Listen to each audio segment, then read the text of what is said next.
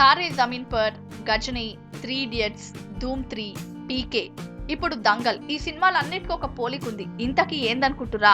ఈ సినిమాలన్నీ డిసెంబర్లోనే రిలీజ్ అయినాయి, అది కూడా క్రిస్మస్ హాలిడేస్లోనే. ఇక డిసెంబర్లో రిలీజ్ అయిన ఆమిర్ సినిమాలన్నీ బాక్స్ ఆఫీస్ దగ్గర సూపర్ హిట్ అయినాయి. Aamir Khan first time direct చేస్తూ యాక్ట్ చేసిన చిన్నపిల్లల సినిమా తారే జమీన్ పర్ 2007 డిసెంబర్ 21న రిలీజ్ అయి సూపర్ హిట్ అయినుండే. గా తర్వాత 2008లా మురుగదాస్ డైరెక్షన్ లో ఆమిర్ ఖాన్ యాక్ట్ చేసిన గజనీ మూవీ కూడా డిసెంబర్ 25 తారీఖుకే రిలీజ్ అయి బాలీవుడ్ రికార్డులను తిరగరాసింది. 2009లో రాజ్ కుమార్ హిరానీ డైరెక్షన్ లా అమీర్ యాక్ట్ చేసిన 3 ఇడియట్స్ సినిమా కూడా క్రిస్మస్ కానుకగా రిలీజ్ అయి సూపర్ హిట్ కొట్టినుండే. ఆ తర్వాత 2013లో Aamir Khan first time villain గా యాక్ట్ చేసిన ధూమ్ 3 క్రిస్మస్ కానుకగా డిసెంబర్ 20 తారీఖున రిలీజ్ అయి బాక్స్ ఆఫీస్ రికార్డులను షేక్ చేసింది.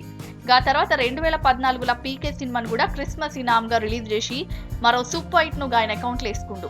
ఇప్పుడు 2 ఏళ్ల తర్వాత అమీర్ ఖాన్ యాక్ట్ చేసిన దంగల్ మూవీని ఈ నెల 23 తారీఖున రిలీజ్ చేస్తుండు. నితీష్ తివారీ డైరెక్ట్ చేసిన గీ మూవీని సిద్ధార్థ్ రాయ్ కపూర్ తో కలిసి ఆమిర్ ఖానే ప్రొడ్యూస్ చేసిండు. గీ సినిమా కోసం 4 బిడ్డల నాయన లెక్క కన్వన్నికే 90 కిలోల దాకా బరువు పెరిగిండు. ఆ తర్వాత 3 నెలల్లో మళ్లీ బరువు తగ్గిండు. గీ సినిమా కోసం అమీర్ పడ్డ కష్టం ప్రతి ఫ్రేమ్ లో కనబడుతుంది. మరి అమీర్ పడ్డ కష్టానికి తగిన ప్రతిఫలం దక్కుతుందా లేదా అన్నది తెలవాలంటే గీ మూవీ రిలీజ్ వరకు వెయిట్ చేయాల్సిందే.